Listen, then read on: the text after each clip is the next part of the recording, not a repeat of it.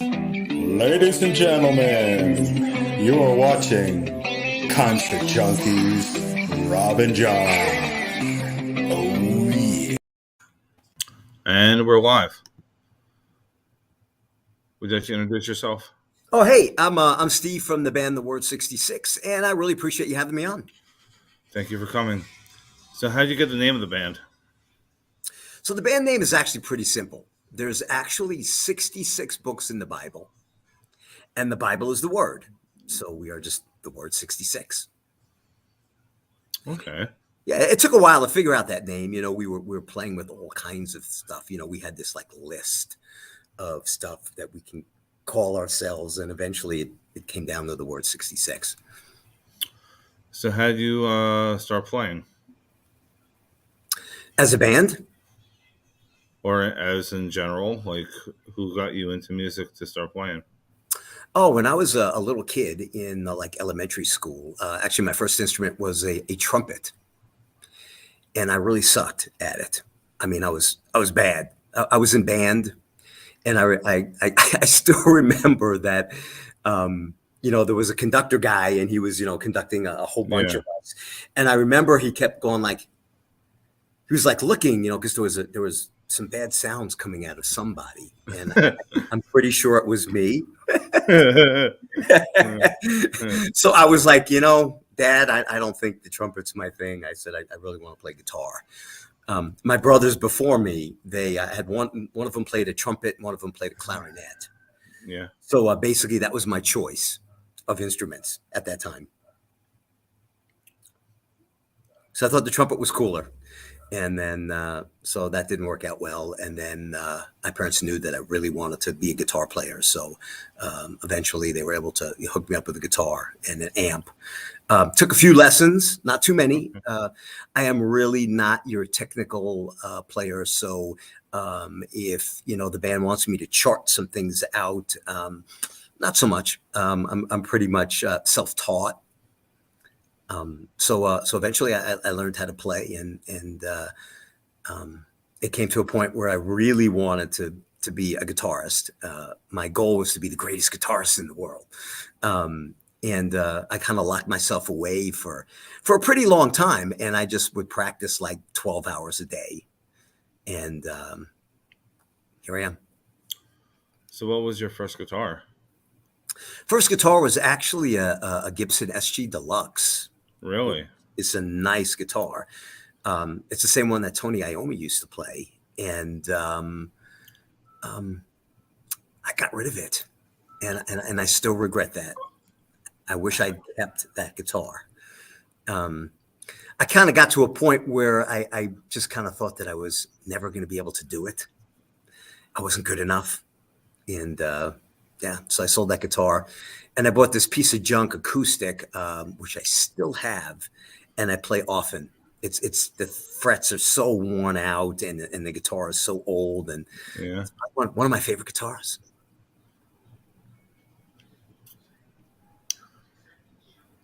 So here comes the hard question. Oh boy, here we go. What do you want to leave as your legacy? Being that I'm in a Christian rock band, all the music that I write is it's got messages in it, and it's basically there to tell people that whatever you're going through, you're not alone. God is always with you. You just need to acknowledge Him and let Him know how important He is, and He loves you. So basically, that's the message I want to leave. So when people hear my songs, way after I go home, so to speak, I'm hoping that they can relate to what I was trying to say, and remember me fondly for leaving that behind. Ooh, that was intense.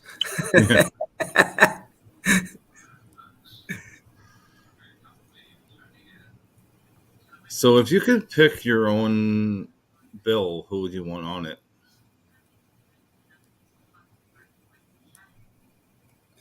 As far as like a live show? Yeah.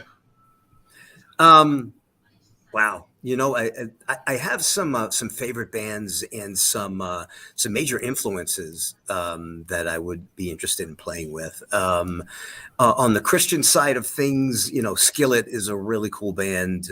Disciple is a really cool band. I like Ashes Remain, you know, Demon Hunter. You know, there's some really cool bands that would be fun to play with.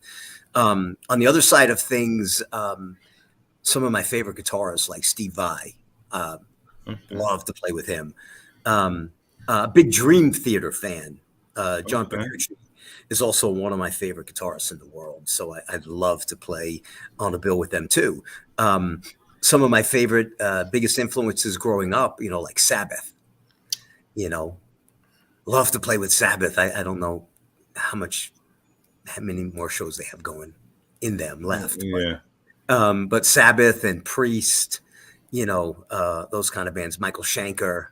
So yeah, maybe a big bill with all of those would be spectacular.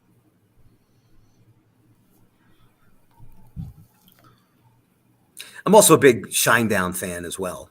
You know, love Shinedown, Godsmack, 3 Days Grace, Disturbed. So if you could stick them in there too, that would be really cool. Let's make it a 3-day festival. 3-day festival. Yeah. But where? Where would you want it? Probably my backyard. Your backyard? Yeah, that'd be cool. A little small, but you know, and I'd have to pick up the dog poop, most likely, so people don't step on it and you know, drag it through my house or anything. But Yeah. Yeah. So, what was your first concert you've ever been to? I just mentioned one of the bands, so probably my first concert, I believe, was Black Sabbath. Yeah. Yeah, I mean that was great. That was an amazing show.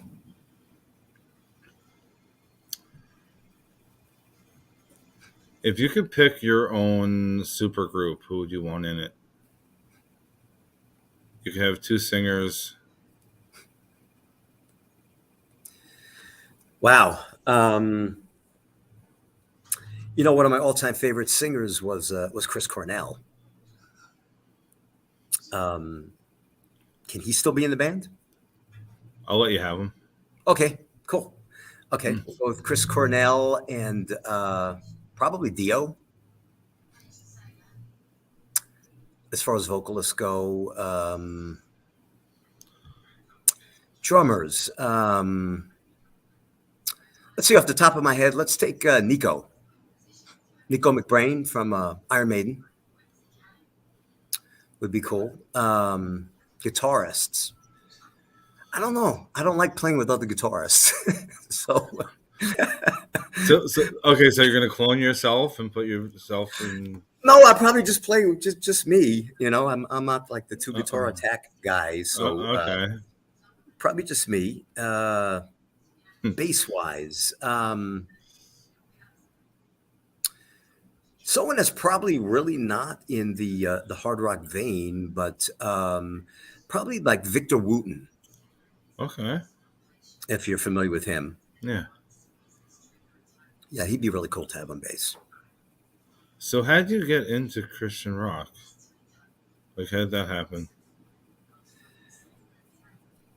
There was one point in my life where things weren't going so great, just once, and you know, things really sucked for quite a long time, and I really didn't know what to do. I didn't really have any answers, and it just so happens I was working this new job, and this other guy got hired as well.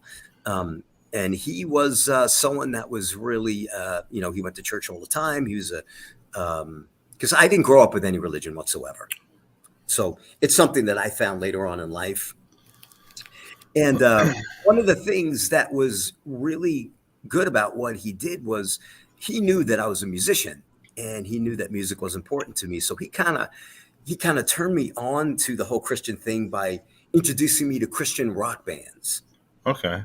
And I didn't know there was such a thing. You know, I didn't know there were Christian rock bands out there, which most people probably watching the show have no clue either. There's actually plenty that you don't think they are, but they are. Like Very true. Like POD, Flyleaf was. Yes. Um, you mentioned a few earlier. Skillet, Skillet, and I yeah, had I had no idea. Disciple. Like I've seen 1,000 foot, Skill. 1,000 foot crutch. Yeah, I've seen Skill live. I had no idea. Yeah, they're not someone that really puts it in your face. It's kind of it's kind of subtle the way they bring the music out. So, but that's So, really cool as well. like growing up, we had Creed. Sure, yeah, and Like that. That was actually, the major one. yeah, and actually, Scott Stapp has his solo thing out right Yeah, now. That's very cool. Good yeah. stuff. So he introduced me to some stuff. It wasn't it was on the a little more on the mellower side, more like Christian contemporary music, Okay. which is still good stuff that I personally listen to as well. But it's a little more on the mellower side. You wouldn't hear it on, on hard rock stations by any means. As a matter of fact, I think my stuff is too heavy for them to put on their station. We do have our latest track, Just to Show My Love, is getting played on some of the Christian contemporary stations, but very few, not that many. Okay. So he turned me on to that, and I listened to it, and I really dug it. And it was like, at that point in time, I felt that God was calling me to create that kind of music. That I felt that the reason why never made it at a big level before was because I was doing it for the wrong reasons. I was doing it for me. And I thought that God had said, hey, this is what you're supposed to do. Do it for me. So I started writing some music. And as a matter of fact, technically, this new song that I told you about that's out Yeah. was on that CD, but it's a newer version of that song. So it was written quite a few years ago. So I went in, I put the CD together, maxed out my credit cards. Between all the interest and all that kind of stuff, cost me a good amount of money. But got some great response from labels and management, and it looked like things were going to happen. And unfortunately, everything fell through, so nothing did. And then fast forwarding, I kind of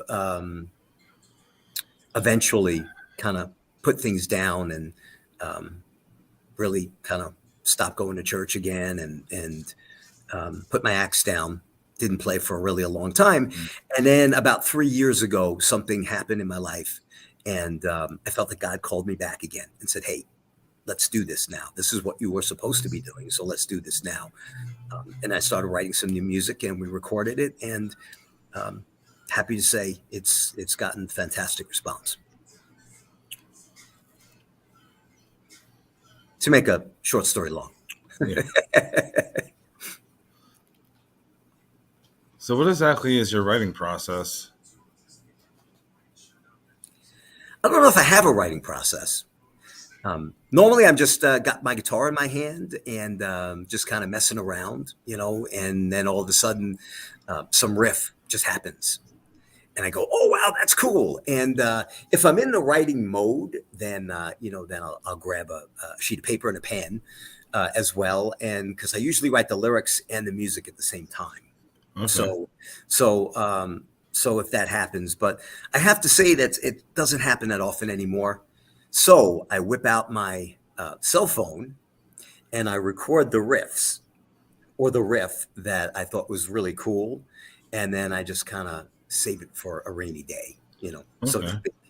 And then one day I'll just be like, hey, that riff was really cool. It's time to write that song and then work on it from there. Another hard question time. Oh, man. Is there a song that you can send somebody to describe who you are?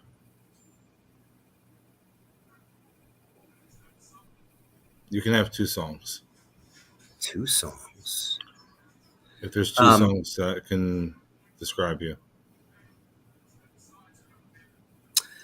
Skillet has a song. It's called Monster. Just kidding. Wow. That's a tough one. On the new record that we have coming out, we did a ballad, Okay. and it's called "How Will I Know." And the song is about a single person wondering when God is going to send them that special person or that Eve, so to speak. Okay.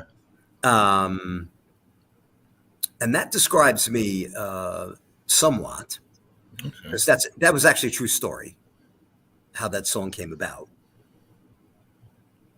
So I know that doesn't really answer the question, but kind of, sort of. Let's see. I don't know. I always felt I've kind of been misunderstood a lot. I'm a New Yorker, Okay. so I'm kind of no BS kind of person. So Yeah. I kind of tell things like it is a lot of Okay. times, and some people can handle that, and some people can't. You know, so I think I'm misunderstood quite a bit. So if there's a misunderstood song out there, maybe that one.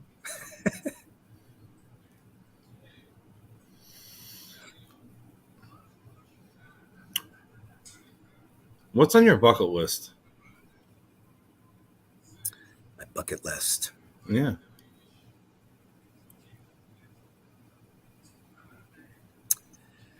Probably the biggest thing on my bucket list is to headline Madison Square Garden. Okay. I don't know if that will ever happen.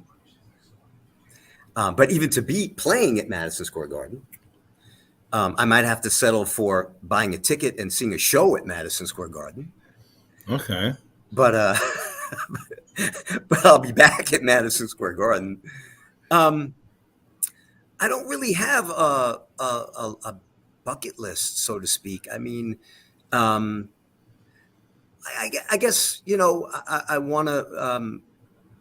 We're going to be out playing shortly, so I know we have a really good following in like Brazil and the UK. So I'd like to take the band out there, Okay. play in those areas. So that could be on the bucket list. I would like to start a nonprofit doggy shelter. Okay. One of the biggest passions in my life is animals. I'm also a pescatarian, so I don't eat animals. When I'm at places and they say, I don't even say I don't eat meat anymore. That's putting it too nicely. Okay. I usually say I don't eat animals. So dogs especially are a major passion of mine. And I've done a lot of volunteer work. And I'm hoping that when and if the band gets to a certain status and we start making some money, or I start paying my bills back for the money we're spending on this stuff, I'm hoping to. I plan to donate a lot of money in that area, and again, would like to maybe start a shelter, maybe a different kind of shelter, something that's really super comfortable for the dogs, kind of almost like a doggy hotel for animals, and to get them the care that they need and the training that they need, and kind of, just start something really cool there. What would you name it though?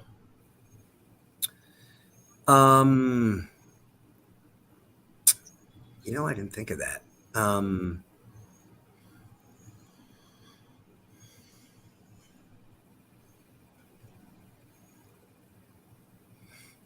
don't know, something like a new life or a new start or something like that. I don't know.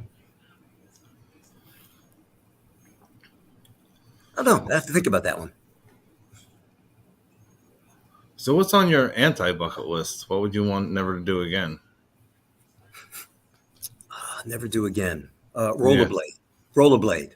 Okay.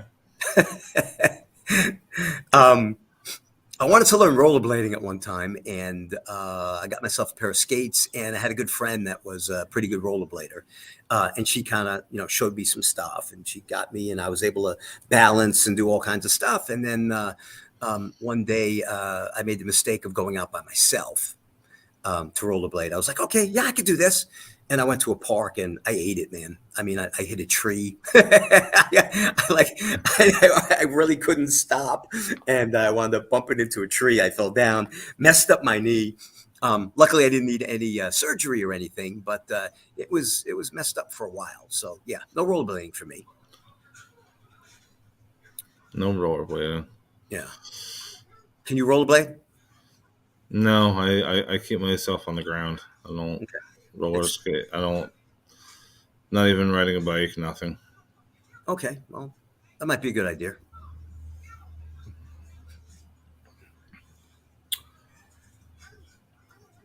If you could write yourself a letter at age 15, what would it say? Write myself a letter. What would it be for a letter that I would read in the future? Yeah. Age 15, you wrote it at age 15 for now. Your 15-year-old self. What would it tell you?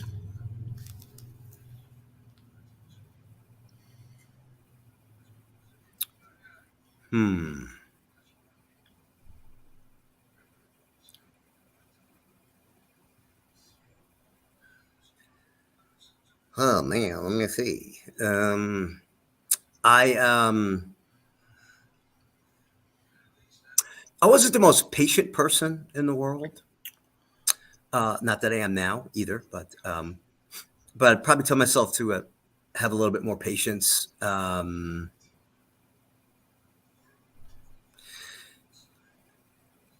far as occupation and stuff, I mean, I always knew that I wanted to be a guitarist. Ever since I was probably like 8 years old. I used to play air guitar, and I used to always sing in my microphone and into my hand and stuff like that. And I always knew that that's what I wanted to do. So I don't know. I think maybe that's about it. I don't know. Does that answer the question? I'll take it. Yeah, be more patient.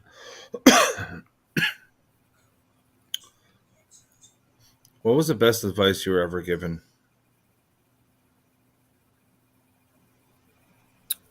Best advice I'd ever given.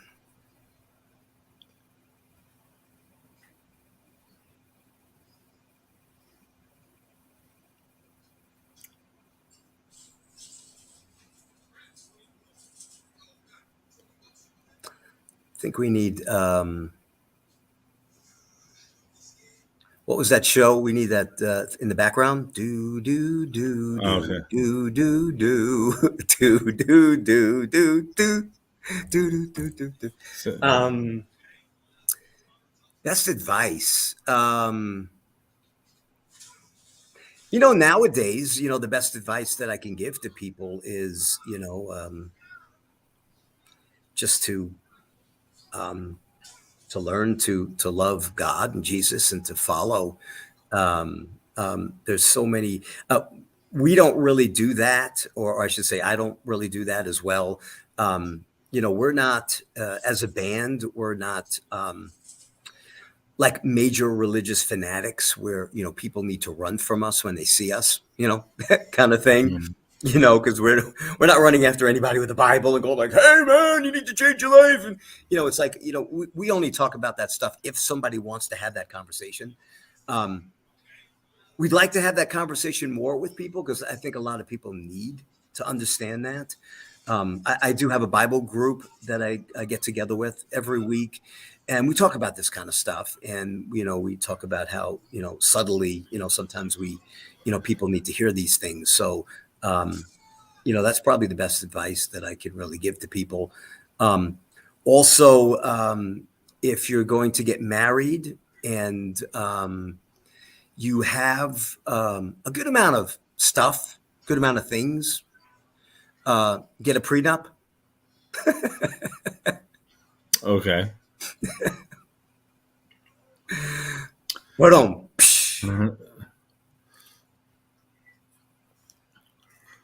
So, if you weren't doing music, what would you be doing with your life?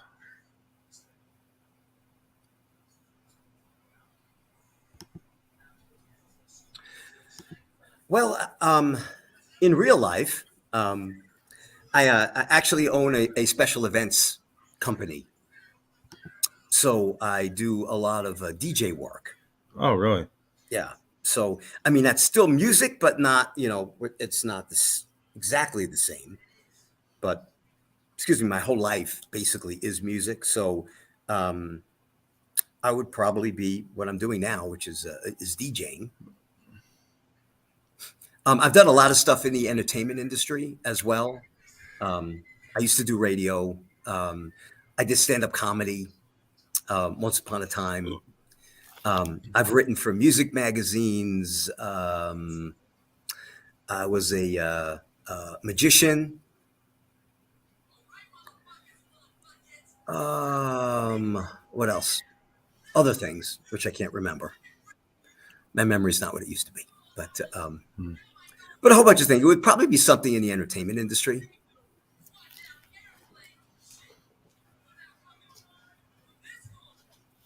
I did some a long time ago. I did some modeling, and that's a funny story because I was asked by this company. They were on it to.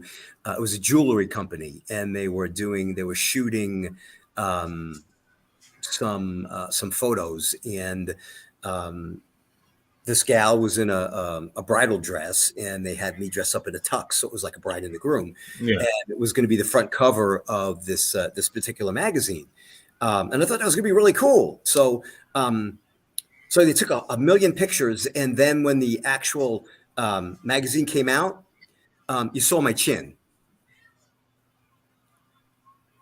It was just your chin? just my chin. Yeah, so that was my modeling career. Your head was chopped off? It was the way she was standing, and she was holding, she was holding like a ring and stuff like that. I mean, it was just like it just completely covered me, and my chin was the only thing that showed. So, Did you at least get paid for your chin? I don't remember.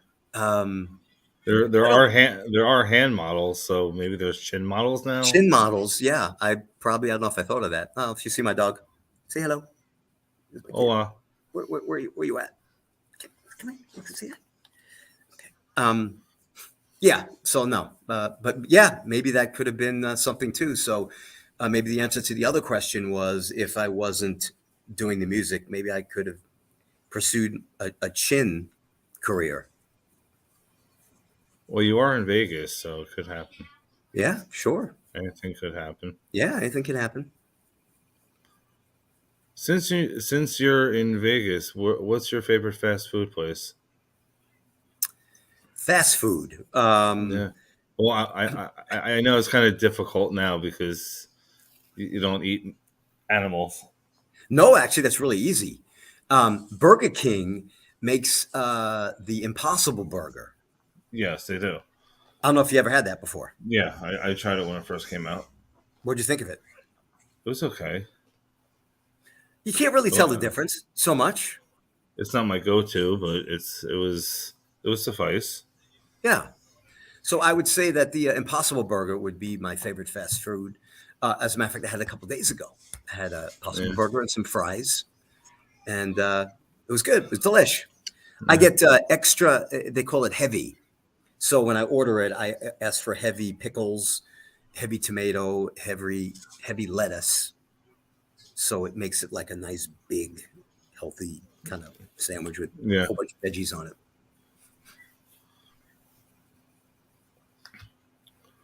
What's your favorite place? I mean, what's your favorite place to go because you're out in Vegas? Do you have any spots that? I'm not a big night out person, really. So, there might be a restaurant or two that I don't mind going to, and the shows are coming back. Yeah. Because of course there was nothing going on.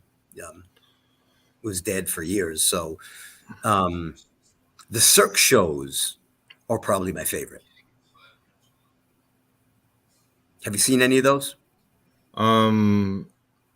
Last time I was out there, I was able to see Chris Angel and Carrot Top, and yeah, those are the only two shows I got to see while I was out in Vegas. Oh, so the Cirque shows are amazing. Have you ever seen a Cirque show? No. Oh man, next time you come here, you got to go see a Cirque show. It's amazing the stuff that these people do. I mean, they do these things that just seem so impossible, and they do it like nothing, and it's just so much acrobatics and so much talent, and they put all these skits together.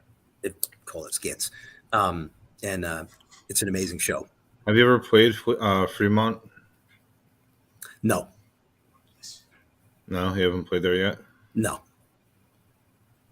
Don't really have much of a desire to, but I mean, if it came up, we probably would. What's your favorite venue to play then? In Vegas, Yeah. maybe like the House of Blues.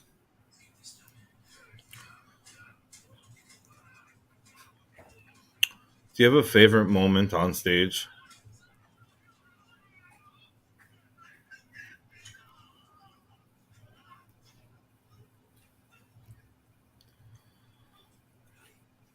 When people love what you're doing. There's many moments like that on stage. Very happy to say. So when you're playing the music, especially the Christian stuff, and playing for a Christian audience, which is different, than playing like the House of Blues or other places. So everybody there is they're there to get the message. They're there. They want to feel the Holy Spirit. Do they sing back to you? They do. Yes. And it's great. And, sometimes people are, holding out their hands, and, the emotions that you get from these people is really amazing. So when they're clapping and enjoying what you're doing, it's just an amazing feeling. So favorite times or favorite moments, there's many of them for every show.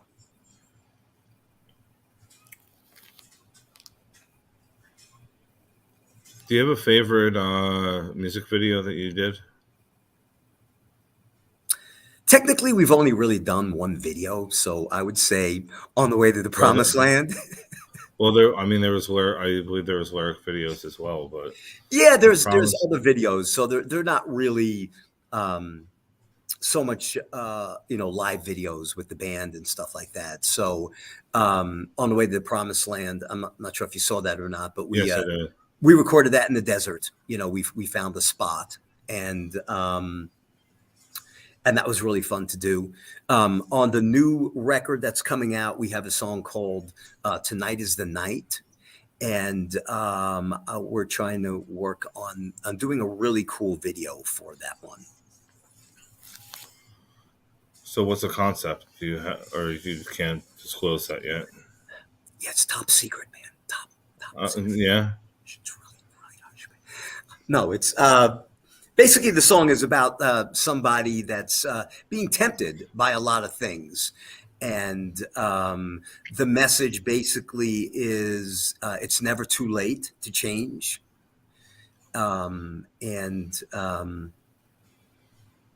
For this particular person, that's what it's going to be about. The temptations in life, and overcoming those certain things. So it'd be cool. Funny story, when we were recording that video, so we went out and we found the spot in the desert, and it wasn't close enough to the mountains for me. Excuse me. So I wanted to get closer. So I don't know if you've if you've ever traveled and tried to get close to the mountains, because it doesn't look like it's that far away, Oh, it is. but it's like the moon. It's kind of like, Oh, it is. so we got in our cars and we were like, okay, yeah, let's just travel. Let's just go up a little further. And we were just traveling and traveling and traveling. And we were traveling through all this area that, we were kind of making our own little road as we were driving. So it was a lot of sand, and, the car, you can hear, was kind of, the wheels were kind of spinning a bit. And we were thinking like, wow, if we get stuck out here, we're going to be in a lot of trouble. And we just traveled for miles, man. And we were just no closer to the mountains. So we finally just turned around and said, okay, I guess we'll just play at that spot that we found. Yeah, that would have been bad if you got stuck in the middle of. No. And if you have any reception to even call someone to help you, it's like, They can't find you. where do you say we are? Yeah.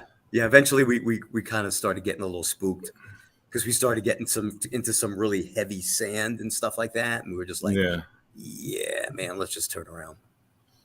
So was that out in Vegas or Arizona? Yeah, it was out in Vegas. Okay.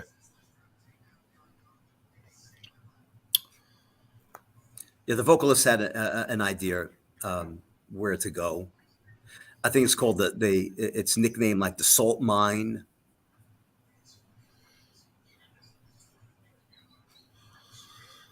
All right, so I'm going to let you flip it on me. You can ask me anything now. Okay. What made you want to do a podcast? And what was the inspiration behind that? I get asked this a lot. It was actually at a karaoke bar. I had a conversation with one of my buddies. We were supposed to do it together. It never worked out. Did it with another buddy, and I'm here almost 5 years later. So I go to concerts constantly. So, was it based on the same principle? Did you want to do what you're doing now at that point in time, or was it something different? At first, when we had the idea to run with it, it was us reviewing concerts we've been to, CDs that came out, and then I just changed the entire script and reached out to bands to see if they wanted an interview. Like, it was all in the beginning, it was all just going to be, reviews on concert halls and stuff that we've noticed on ticket sales and everything else, and kind of flipped. And I had an interview with the clay people, and it just stuck that way. It's just been interviews ever since. Like occasionally, I'll do an episode of like what's in your bag, but except for that, like, it's just strictly interviews. Okay, you said you were with a friend at a karaoke bar. Do you sing karaoke? And what is your go-to karaoke song? Okay, if I do, it's a very rarity. Anybody that knows me, it's a rarity. So you got to have like several beers, kind of thing, or I have to be in the mood. Okay. Like, I was just at a karaoke bar last night. I was just hanging out with people, but I normally do that to see if there's any new talent that I don't know about. But at a karaoke bar. Yeah. Well, that's difficult. So it's hit or miss. But if I have to sing, my normal go-to is 3 Days Grace. I Hate Everything About You. It's a good one. Love 3 Days Grace. So I'm more angry music. So anything I'm able to scream, I'm a happy camper. Can you actually sing? I don't know. I've never really per se tried. Like, the screaming part, yes. Not really. No cleans. When you're singing, do you hear dogs howling in the background? No, I do not. No. Okay. So I'm not that horrible. Now I laugh at karaoke because I mentioned to you that I have an entertainment company. So Yeah. every once in a while, somebody will hire me to do like a karaoke event. Yeah. And I've got probably, I don't know, about 200,000 songs in my library. And I don't Yeah. even know what's in there. You know, it's like there's people will come up and they'll ask for these songs just out of the blue or from out of space. And I'll type it in and it's there. You know, there's like so Yeah. much stuff in there. But anyway, when I do the karaoke, it's torture for me because there's really hardly anybody that can sing, and there's a lot of people that can't even, that are kind of tone deaf, even, so they sing, and they've got their friends and their family, and everybody's like, yeah, yeah, that was great, and I'm thinking Yeah. like, oh man. And I'm looking at my watch going, oh my God, I've got 2 more hours to go. I am not going to make it. No, there's a lot of talent. Okay. I mean, that might be different, because again, I'm doing special events, and yeah. you've got people that are coming specifically for that. So you might have Yeah. some vocalists that are actually pretty good that just want to get out there and belt it out. Yeah. Yeah, but your average ordinary person, not so much. It depends on the song. It depends on the person, Yeah, very true. Do you play any instruments yourself? Mediocre. I have an acoustic. I pick it up once in a blue moon, but I only know the beginning of Inner Sandman. That's about it. That's all. Okay. I can play 3 chords. Like I mean, that's all I play. I'm saying you give me a song that has 3 chords and show me the hand placement. Eventually, I'll get it right.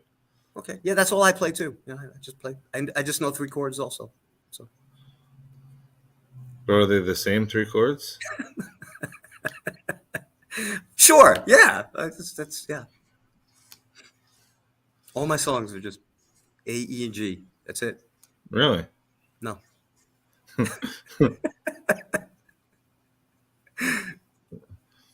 No droppy. Okay. I don't do drop tuning. No. The new stuff. Some of the new songs that have been coming out soon is some of our heaviest stuff. And we were talking about dropping the tuning down, but we just found some really, really good sounds, close enough to a drop tuning that I prefer not to. Do you guys think about ever doing just an acoustic set?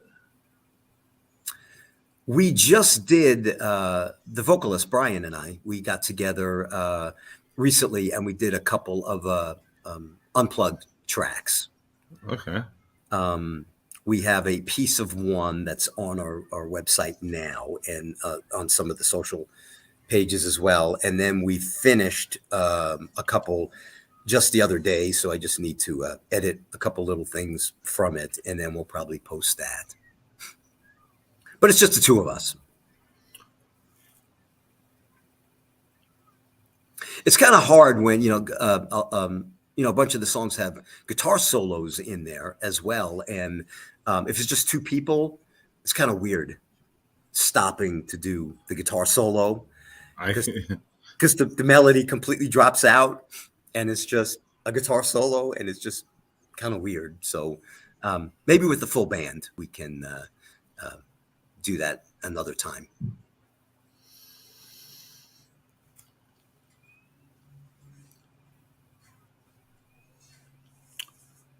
What is your least favorite cover song?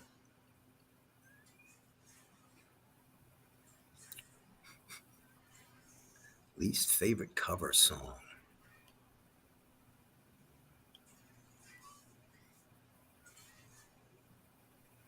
A song that I'm really not crazy about is The Sound of Silence from Disturbed. Really? I'm not crazy about it. I thought it was a good, a different take on it. I thought it was, I'm not saying 100% spot on, but it was a good song. Right. Yeah, I don't know. I'm not real crazy about it. What about Shinedown, Simple Man? What do you feel they did it dead on, or I like it. Shinedown is one of, if not my favorite band, actually. So yeah, great vocals, and it's just a great song. Back in the day when I was a little kid, Skinnerd was probably one of my favorite bands as well.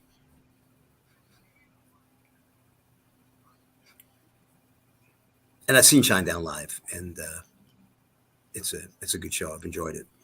are you there? I think they're coming by you again this summer. You're going to go see them. Probably, most likely. I think it's Shinedown, Joey Roll, and somebody else. I think.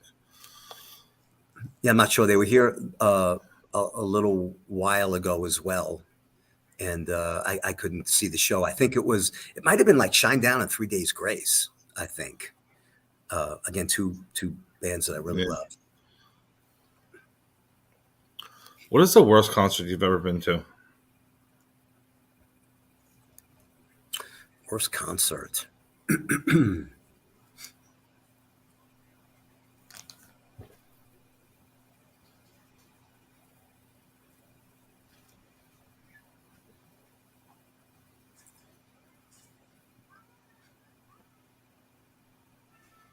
not sure. I mean, I've been to a lot of good concerts. Usually, there's nothing really bad. I could tell you, Vegas show wise, um, I thought the Blue Man Group was horrible. Really? Yeah. I don't know if there's different versions of the show, but I remember I walked out on the show. Really? I was dating this girl at the time, and we just excuse me. We were watching the show, and we're waiting for something actually funny to happen, and it just didn't seem like it was going anywhere. It just kind of every time it looked like okay, now it's going to get good, and then it just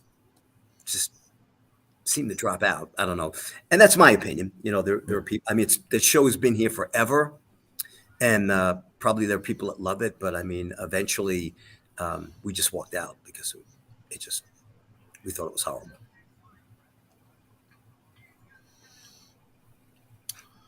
If you could change one thing in the industry, what would it be?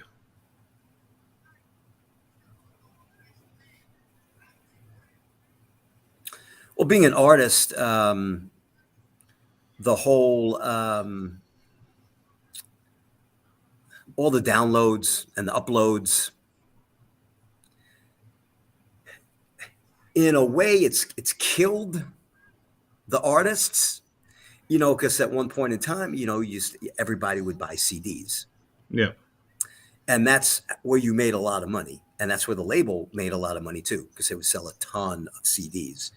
But now, of course, as you know, the sales are very small, and of course, the money you get for downloads is so minute. So in a way, it gets you in front of a lot more people because of social media and all that kind of stuff. But on the other hand, as far as being able to like recoup money and stuff like that for things that you put out for recording and stuff and promotions and things, I'd probably change that in some way.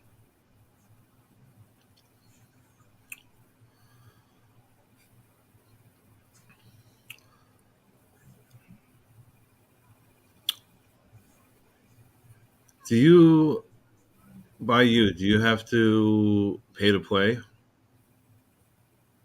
No. I don't know if other bands do or not. I'm not really sure, but no, we don't pay to play. When we do our shows, they're more like concerts. So we do shows for a decent amount of people and stuff. It's not like we're on a bill with with the bar down the corner. We're with 5 other bands, and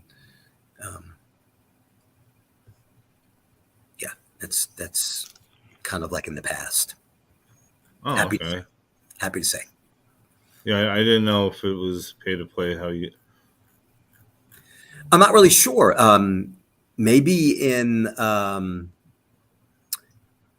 Cali, it could still possibly be, to play, the Whiskey and Troubadour, places like that. I don't know. I'm not really sure, to be honest with you.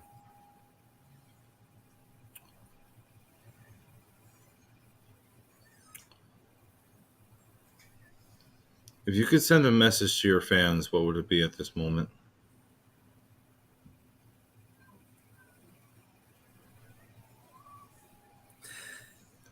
To the ones that are kind of on the fence, that are not really sure, there's a stigma involved in when you hear about a Christian rock band. For people that are not familiar with Christian rock, they don't really understand what Christian rock sounds like. Of course, and some of the bands that you mentioned that Yeah. people don't even know are Christian bands, and that's kind of like where we're at as well. So, if you talk to someone that really doesn't know much about Christian rock, and I think we get the same things because I also do a lot of promoting for the band, a ton of it, and I think when I send out music to people.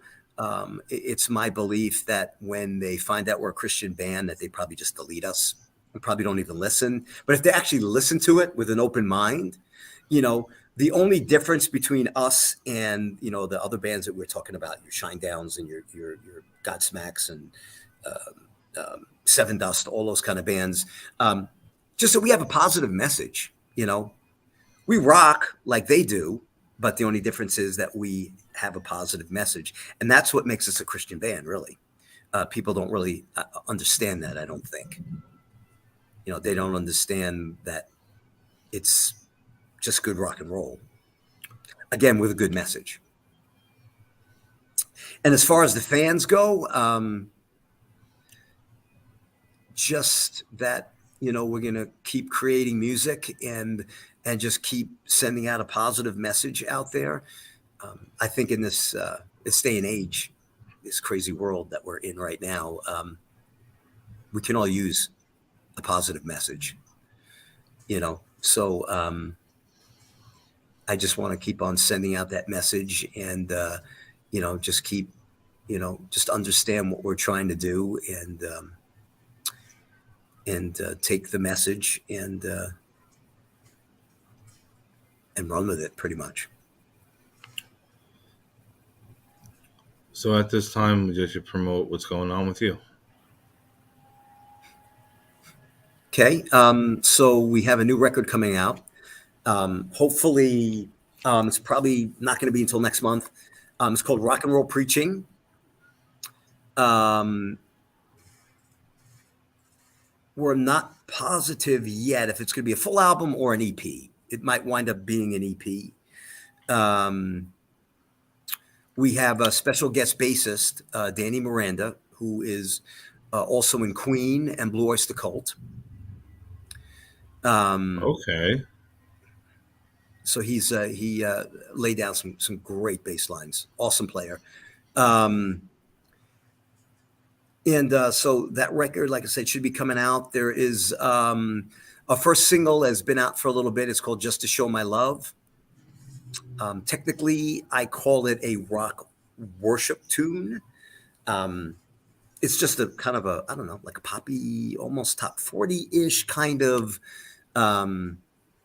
fun rock tune. And then I mentioned we have some of our heaviest stuff on the record as well. And then we have that ballad that I mentioned earlier, How Will I Know? And we have a special guest, female vocalist on that record as well. We also hope to be out touring, like I said, very shortly. Anybody who's interested, of course, we're on all the social platforms. You can find us on Facebook and Instagram and Twitter. You could find our music on all the other places as well. Your Spotify and your Deezer and your Pandora and Amazon, all those kind of places. And it'd be really cool if you guys, checked out the music and, just kind of get in contact with us. Let us know what you think. I would like to thank you for your time for coming on. I hope. Yeah, I really appreciate you having me on. And you asked some interesting questions. You got me thinking, and it hurts. It hurts. And I'm probably going to have to take a nap after we get through here. Naps are good, though. I love naps. Even if it's just a 5-minute power nap. Yep. It rejuvenates me. I'm good to go.